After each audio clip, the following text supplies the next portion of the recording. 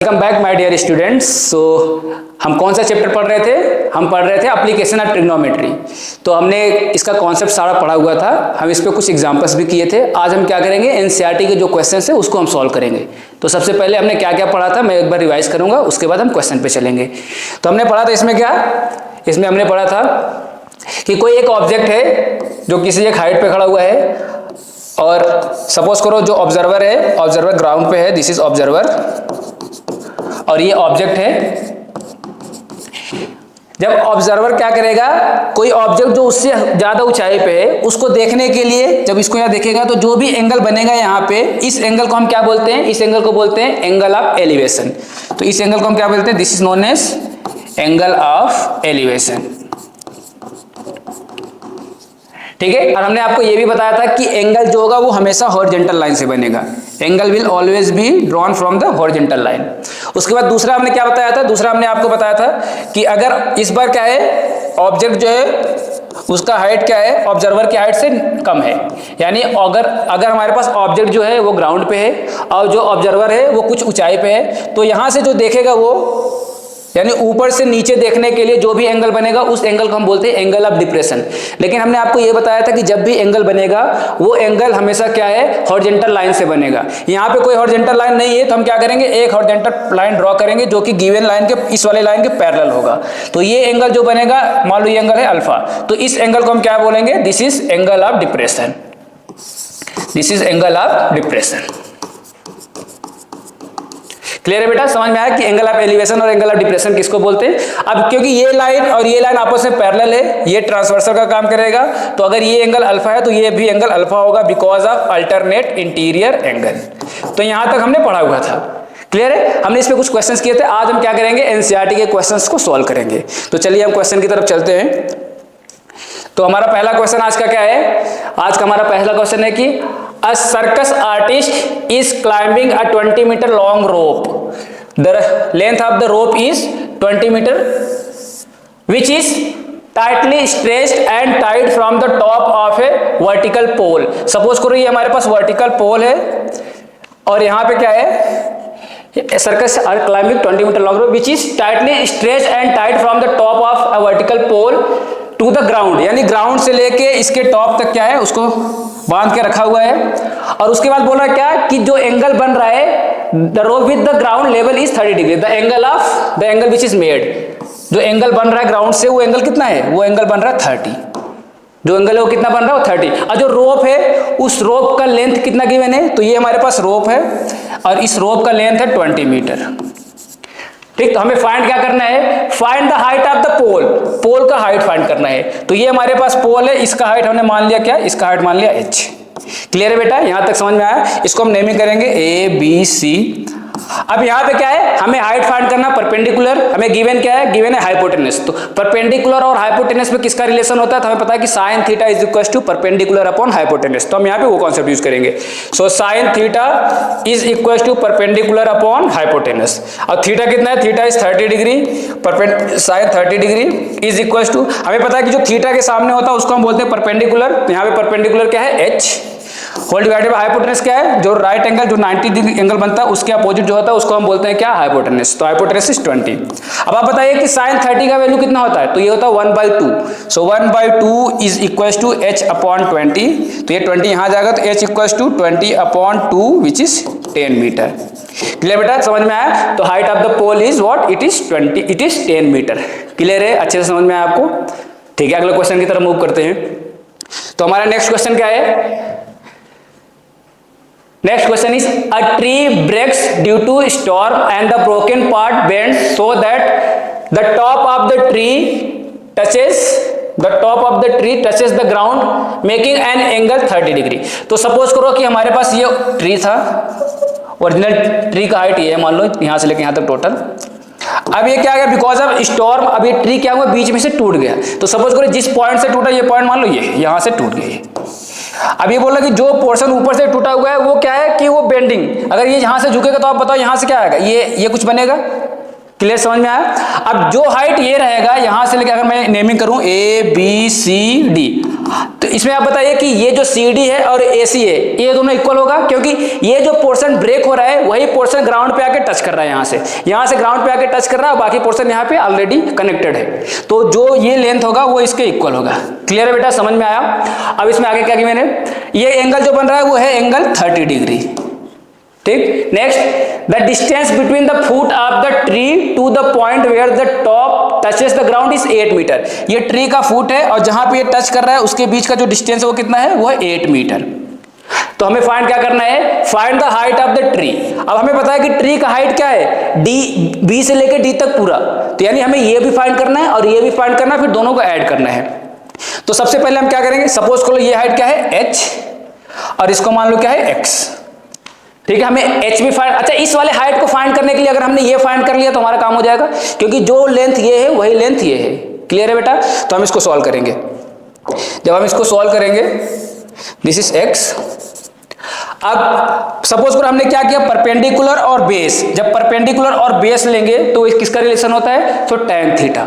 So tan 30, tan theta is equal to perpendicular upon base, perpendicular है h और base है 8, h upon 8।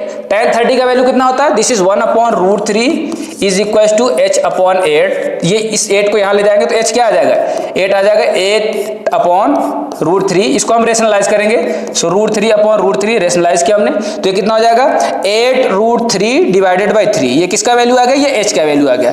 लेकिन क्या ये ट्री का ओरिजिनल हाइट है, नहीं, अभी ट्री के हाइट में ये हमें फाइंड करना है। तो आप बताओ ये फाइंड करने का मतलब, अगर हमने ये फाइंड कर लिया x का वैल्यू तो इसका इक्वल आ जाएगा।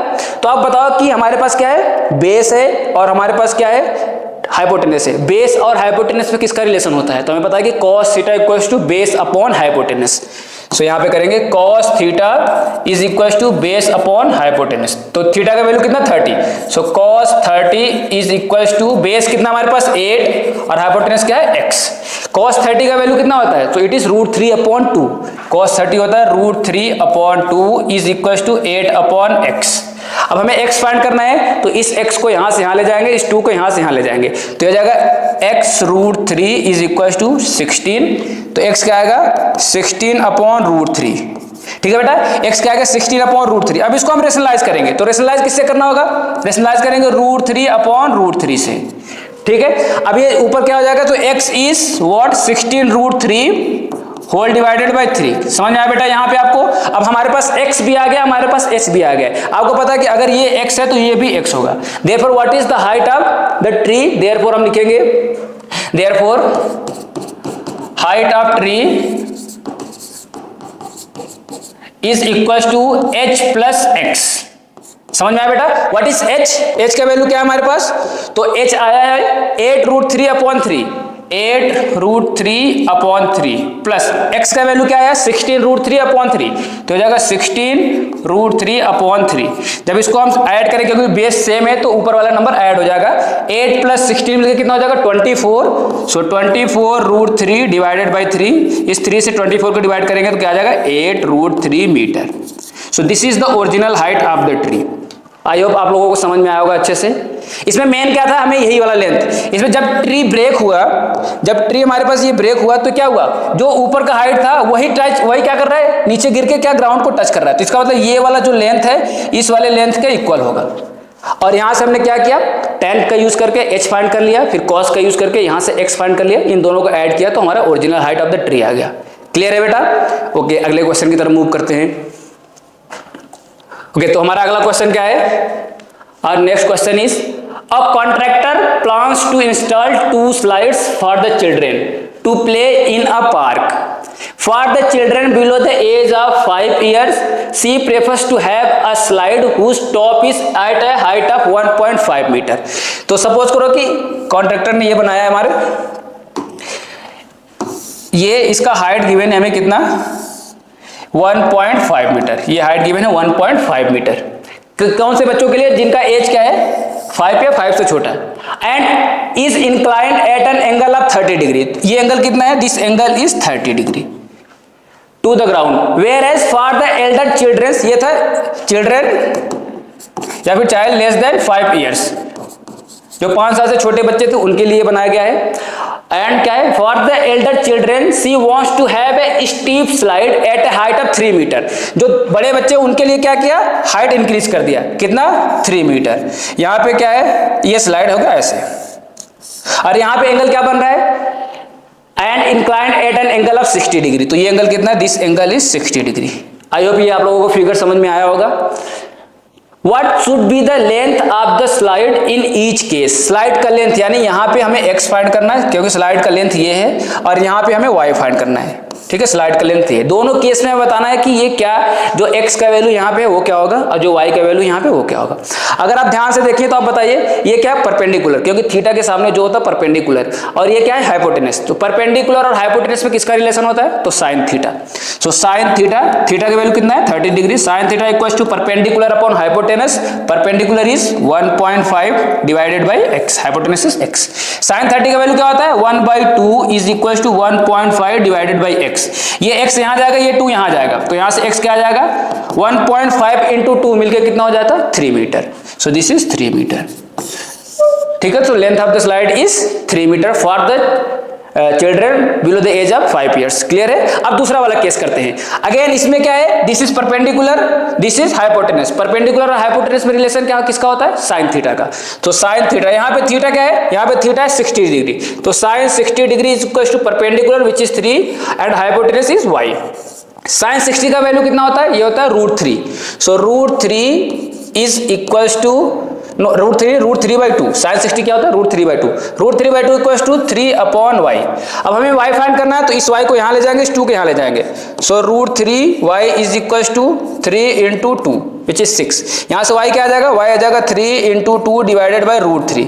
इस √3 से इस 3 को एक बार कैंसिल करेंगे तो √3 बचेगा, तो यहां से y क्या आ जाएगा, so y is 2 times √3 metre. So this is the length of the slide for the children who are above the age of 5 years। Clear बेटा, समझ में आया। इसमें हमने कौन सा कॉन्सेप्ट यूज किया, क्योंकि परपेंडिकुलर गिवन था, हमें हाइपोटेनस फाइंड करना था, तो परपेंडिकुलर और हाइपोटेनस रिलेशन होता है साइन का, तो हमने साइन का कॉन्सेप्ट यूज किया। क्लियर है। ओके, अगले क्वेश्चन की तरफ मूव करते हैं। अब हमारा अगला क्वेश्चन क्या है, the angle of elevation of the top of a tower from a point on the ground which is 30 metre away from the foot of the tower is 30 degree. हमारे पास एक टावर है, वी हैव अ टावर। उसके बाद क्या है कि यहां से जो टावर का बेस है उससे कितने डिस्टेंस पे, उससे 30 मीटर अवे, 30 मीटर की डिस्टेंस पे, यहाँ 30 मीटर अवे कोई एक पॉइंट है, और इस पॉइंट से angle of elevation, angle of elevation का मतलब ऊपर, तो इस पॉइंट से टावर के टॉप पे एक एंगल ऑफ एलिवेशन बन रहा है जो कितना है, 30 डिग्री। This is 30 degree. हमें क्या फाइंड करना है, we have to find the height of the tower, we have to find the height of the tower, यानी ये टावर, तो इसका हमें हाइट बताना है। तो आप बताइए कि हमें हाइट फाइंड करना है, हमें बेस गिवन है, तो हाइट ये मतलब हमें परपेंडिकुलर फाइंड करना है और बेस गिवन है, तो परपेंडिकुलर और बेस में किसका रिलेशन होता है, तो this is tan theta. So tan theta equals to what, tan theta equals to perpendicular upon base. Theta का वैल्यू कितना है, 30 degree. So tan 30 is equals to perpendicular is h जो हमें फाइंड करना है, बेस इज 30। अब ये बताइए tan 30 का वैल्यू कितना होता है, ये होता है 1/√3। So 1/√3 is equals to h upon 30। इस 30 को हम यहां से यहां ले जाएंगे क्योंकि हमें h फाइंड करना है, तो h इक्वल्स टू क्या हो जाएगा, 30/√3। इसको हम क्या रख सकते हैं, 3 इंटू 10/√3। इस √3 से ये √3 कैंसिल हो जाएगा, तो क्या बचेगा, h equals to 10√3 metre. Clear बेटा, समझ में आया। So the height of the tower is 10√3 metre. अगर √3 का वैल्यू गिवन होगा, सपोज करो किसी क्वेश्चन में होता है √3 का वैल्यू गिवन होता है 1.7, तो हम क्या करेंगे, वो पुट कर देंगे। अगर √3 का वैल्यू नहीं गिवन है तो हम इसको यहीं पे छोड़ देंगे, हमारा यही फाइनल आंसर हो जाएगा। क्लियर बेटा, समझ में आया आपको अच्छे से। बस ध्यान हमें क्या रखना है, हमें ध्यान रखना है कि हमें क्या फाइंड करना है और क्या क्या इन्फॉर्मेशन गिवन है। परपेंडिकुलर, बेस और हाइपोटेनस में से चेक करेंगे कि कौन सा गिवन है और कौन सा फाइंड करना है, उसके अकॉर्डिंग हम ट्रिग्नोमेट्रिक रेशियोज जो होता है साइन कॉस टेन वो यूज कर लेंगे। क्लियर है। अगले क्वेश्चन की तरफ मूव करते हैं। तो हमारा अगला क्वेश्चन क्या है, a kite is flying at a height of 60 metre above the ground. Suppose करो ये हमारे पास ग्राउंड लेवल है, दिस इज ग्राउंड लेवल। एक काइट है जो ग्राउंड से कितने हाइट पे है, 60 मीटर अबव, तो यहां से लेके यहां तक जो हाइट है वो 60 मीटर की हुई है। Next, the string attach to the kite is temporally tied to a point on the ground. Suppose को ये ग्राउंड है, यहां से क्या है, एक स्ट्रिंग, इसको टाइट किया, बांधा गया हुआ है।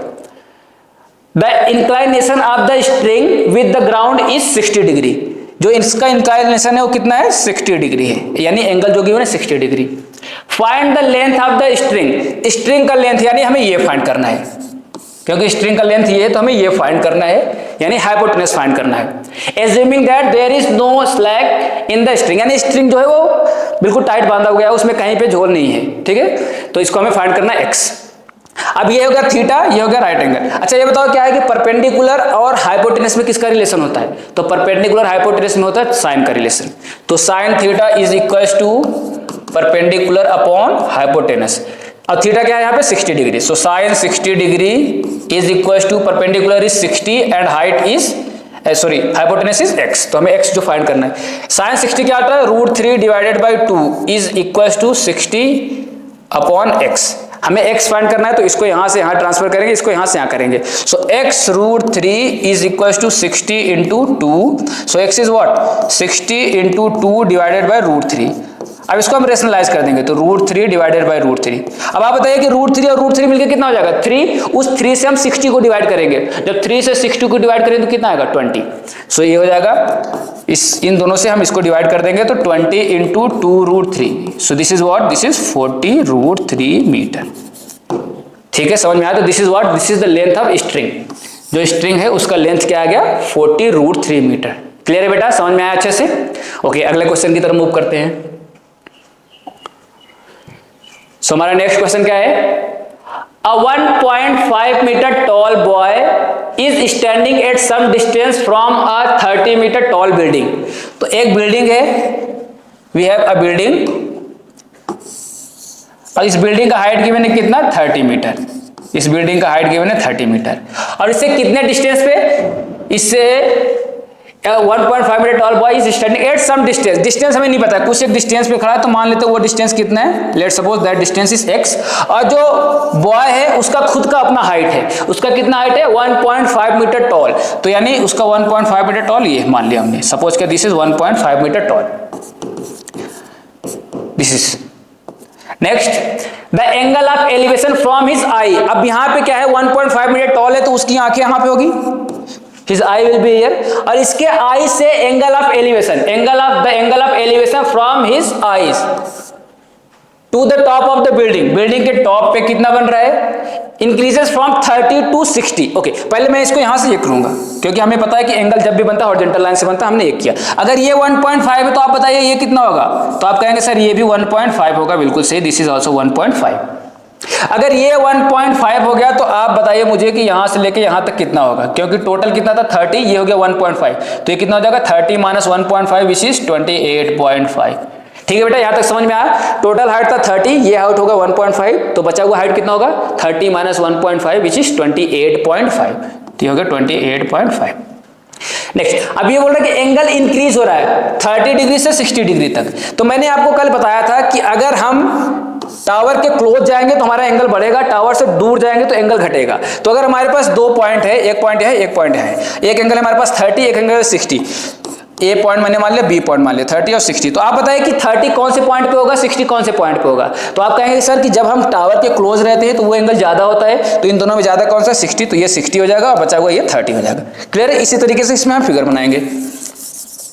तो यहाँ पे अगर हमने क्या किया, यहाँ से जो एंगल ऑफ एलिवेशन बन रहा है इंक्रीज हो रहा है, पहले कितना था 30, तो हम यहाँ पे 30 करेंगे, उसके बाद जब कितना हुआ, इसके बाद हो गया 60। क्लियर है, आई होप आपको ये समझ में आया होगा अच्छे से। As he walks toward the building, find the distance he walked toward the building। अच्छा, पहले कौन से पोजीशन पे था, पहले था A पोजीशन पे, अब कौन से पोजीशन पे चला गया, B पोजीशन पे। तो A से लेके B तक जाने में उसने कितना डिस्टेंस कवर किया, हमें ये फाइंड करना है। यानी अगर हमने इसको x मान लिया तो हमें x फाइंड करना है। क्लियर है बेटा, समझ में आया आपको। इस वाले को मान लो y है। अब इस फिगर को हमें देख के बताओ कि अच्छा नेमिंग किया A B, let's say this is C and this one is D। इस फिगर को देख के बताओ आप हमें कि इसमें कितने राइट एंगल ट्रायंगल बन रहे हैं, कितने राइट एंगल ट्रायंगल बन रहे हैं इसमें। अगर मैं आपसे पूछूं तो आप बोलेंगे सर इसमें 2 राइट एंगल ट्रायंगल बन रहा है। कौन कौन सा, एक तो बन रहा है BCD ट्रायंगल BCD, और दूसरा कौन सा बन रहा है ACD। तो दूसरा बन रहा है ट्रायंगल ACD। इसमें दो राइट एंगल ट्रायंगल बन रहे। अब मैं पूछूं कि पहले वाले राइट एंगल ट्रायंगल में राइट एंगल के अलावा जो दूसरा एंगल वो कितना है, तो राइट एंगल तो ये हो गया और जो दूसरा एंगल है वो कितना 60। क्लियर है, 60। इसके सामने क्या होता है परपेंडिकुलर, और क्या फाइंड क्या करना है बेस। तो परपेंडिकुलर अपॉन बेस में किसका रिलेशन होता है, tan का। तो पहले वाले ट्रायंगल में हम जाएंगे, so tan 60 is equal to perpendicular upon base. Perpendicular कितना है बेटा, परपेंडिकुलर है 28.5, so this is 28.5, this is 28.5 divided by base. Base कितना है, तो ये है y। tan 60 का वैल्यू क्या होता है, √3 is equal to 28.5 divided by y। अब हमें y फाइंड करना है, तो इस y को यहां ले जाएंगे और इस √3 को यहां पे लाएंगे। So y equal to 28.5 divided by √3। अब हम अगर इसको रेशनलाइज करेंगे तो क्या होगा, √3 अपॉन √3। √3 और √3 मिलकर कितना हो जाएगा 3। अब वो 3 जब 28.5 को डिवाइड करेगा तो कितनी बार डिवाइड करेगा, तो 3 9 और 0.5 9.5 √3, तो ये आ जाएगा y। क्लियर बेटा, तो हमारे पास क्या आ गया, y आ गया। लेकिन हमें y फाइंड करना था क्या, नहीं, हमें फाइंड करना था कि पहले पॉइंट A से B तक जाने में कितना उसने डिस्टेंस कवर किया, यानी हमें x फाइंड करना था। तो पहले वाले ट्रायंगल से ये वाला हो गया, दिस इज सपोज करो इक्वेशन फर्स्ट। अब हम दूसरे ट्रायंगल को यूज करेंगे। दूसरा ट्रायंगल क्या है, ACD। इस वाले ट्रायंगल में एंगल कितना है, तो आप बताएंगे सर कि इस वाले ट्रायंगल में एंगल है 30। अगेन हमारे पास परपेंडिकुलर और बेस गिवन है, तो परपेंडिकुलर और बेस में किसका रिलेशन होता है, वो होता है tan का। सो tan थीटा यानी tan 30 is equals to perpendicular upon base. So perpendicular कितना है 28.5 और बेस कितना, अच्छा ट्रायंगल ACD में अगर मैं बेस की बात करूं तो आप बोलेंगे सर यहां से A से लेकर C तक पूरा बेस है, जिसके लिए हम लिख सकते हैं x प्लस वाई। यस, तो हम इसको लिखेंगे x प्लस वाई। और tan 30 का वैल्यू क्या होता है, this is 1 upon √3 is equals to 28.5 divided by x plus y. अब इस x प्लस वाई को यहां ले जाएंगे, √3 को यहां ले जाएंगे, तो x plus y is equals to 28.5 √3। Clear बेटा, यहां तक समझ में आया। हमें क्या फाइंड करना है, हमें x फाइंड करना है। तो इस y को यहां से हटाएंगे, ये y यहां पे प्लस में, दूसरी साइड जाएगा तो माइनस में हो जाएगा। तो x is equal to 28.5 √3 minus y। अब हमें बताइए कि हमने y का वैल्यू फाइंड किया क्या, यस, y का वैल्यू कितना है 9.5 √3, तो हो जाएगा 28.5 √3 माइनस 9.5 √3। जब इसको हम माइनस करेंगे तो 28.5 में से 9.5 माइनस करें तो कितना आएगा 19, कितना आएगा 19, तो ये हो जाएगा 19 √3। So x is equals to 19 √3 metre. इसका मतलब एंगल 30 से जब एंगल 60 में कन्वर्ट हुआ तो जो बॉय है उसको कितना ट्रेवल करना पड़ा, तो उसको x डिस्टेंस ट्रेवल करना पड़ा, और x का वैल्यू हमने क्या फाइंड किया 19 √3, तो उसको 19 √3 डिस्टेंस कवर करना पड़ा। ठीक है बेटा, आया समझ में। अच्छा, इसमें हमने क्या किया, दो ट्रायंगल का यूज किया। और ये एप्लीकेशन ऑफ ट्रायंगल में, एप्लीकेशन ऑफ ट्रिग्नोमेट्री हम क्या करेंगे, जितने भी राइट एंगल ट्रायंगल बन रहे हैं बस उसी का हम यूज करेंगे। राइट एंगल ट्रायंगल के अलावा किसी भी ट्रायंगल को हम यूज नहीं करेंगे। जैसे अगर आप बोलेंगे सर यहाँ पे देखिए, this is A, this is B, this is D। ABD की अगर मैं बात करूं आपको, ABD, ये राइट एंगल ट्रायंगल है क्या, नहीं, ये राइट एंगल ट्रायंगल नहीं, इसलिए इसका हम यूज नहीं करेंगे। एप्लीकेशन ऑफ ट्रिग्नोमेट्री में जितने भी राइट एंगल ट्रायंगल है बस हम उसी ट्रायंगल्स का यूज करेंगे। क्लियर है बेटा, आया समझ में आपको। ओके, अगले क्वेश्चन की तरफ मूव करते हैं। तो हमारा अगला क्वेश्चन क्या है, next question is, from a point on the ground the angle of elevation of the bottom and top of a transmission tower, bottom and top of a transmission tower, this is from a point on the ground. Ground पे कोई एक point है, तो suppose कर लो ground पे ही हमारे पास पॉइंट है। Let's say this is a point on the ground, the angle of elevation of the bottom and top of a transmission tower. अब वो ट्रांसमिशन टावर कहां है, fixed at the top of 20 metre high building, यानी 20 metre का कोई high building है, उसके ऊपर ट्रांसमिशन टावर रखा हुआ है। तो पहले हम क्या करेंगे, बिल्डिंग बनाएंगे। तो ग्राउंड से हमने क्या किया, एक बिल्डिंग बनाया पहले यहाँ पे, फिर इस बिल्डिंग के ऊपर हमारे पास लेट्स से ABC, तो ये जो BC है ये क्या है, ये बिल्डिंग है, और इस बिल्डिंग के ऊपर क्या है, ट्रांसमिशन टावर लगा हुआ है। इस बिल्डिंग के ऊपर क्या है, हमारे पास एक ट्रांसमिशन टावर लगा हुआ है। तो इस पॉइंट का नाम लो डी। तो सी डी क्या है? ये ट्रांसमिशन टावर है fixed at the top of 20 metre high building. ये बिल्डिंग है 20 मीटर, यानी यहां से लेके यहां तक जो हाइट है इसका बिल्डिंग का वो है 20 मीटर फ्रॉम द पॉइंट। और इसका जो कह रहा है क्या है कि बॉटम पे जो एंगल बन रहा है, यानी ट्रांसमिशन टावर का बॉटम ये है, तो बॉटम पे जो एंगल बन रहा है वो है 45, बॉटम पे जो एंगल बन रहा है वो है 45, और उसके टॉप पे जो एंगल बन रहा है वो कितना है? वो है 60। बॉटम पे एंगल बन रहा है 45 और टॉप पे एंगल बन रहा है 60। तो इसी पॉइंट से जब हम टॉप पे एंगल बनाएंगे तो ये एंगल कितना हो जाएगा? दिस एंगल विल बी 60, ये एंगल हो जाएगा 60। क्लियर बेटा? आई होप समझ में आएगा फिगर। अगर आप कहेंगे तो मैं फिगर को एक बार और बना दूंगा।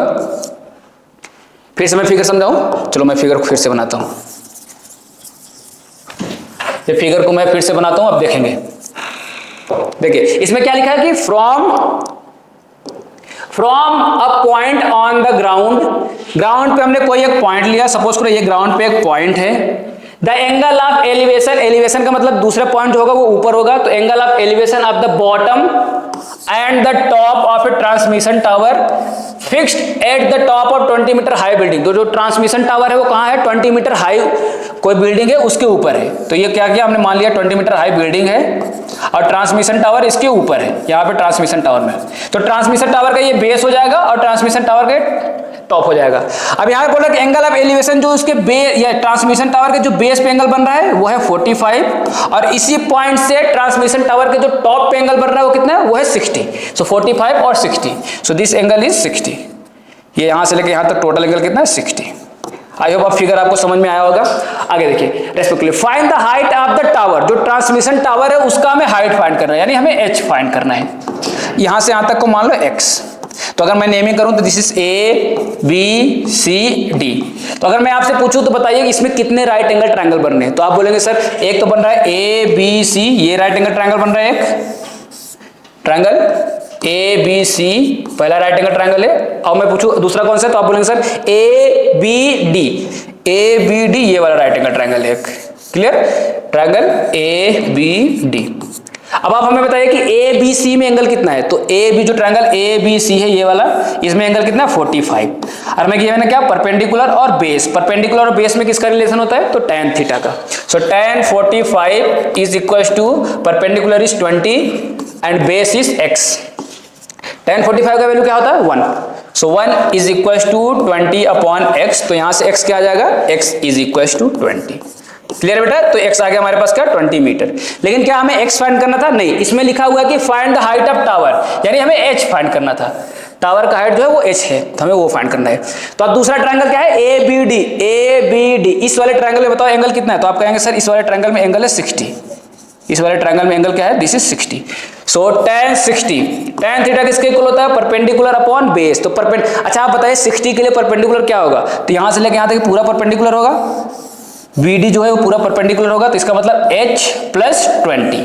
ठीक है, तो 60 के लिए क्या हो जाएगा? Perpendicular h plus 20। So h plus 20 divided by base, base क्या है? x। क्लियर है?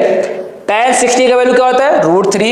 √3 is equal to h plus 20 divided by x। अब आप बताइए कि आपने x का वैल्यू फाइंड किया था क्या? यस, x का वैल्यू कितना था? 20। तो हम यहीं पे x का वैल्यू पुट कर देंगे।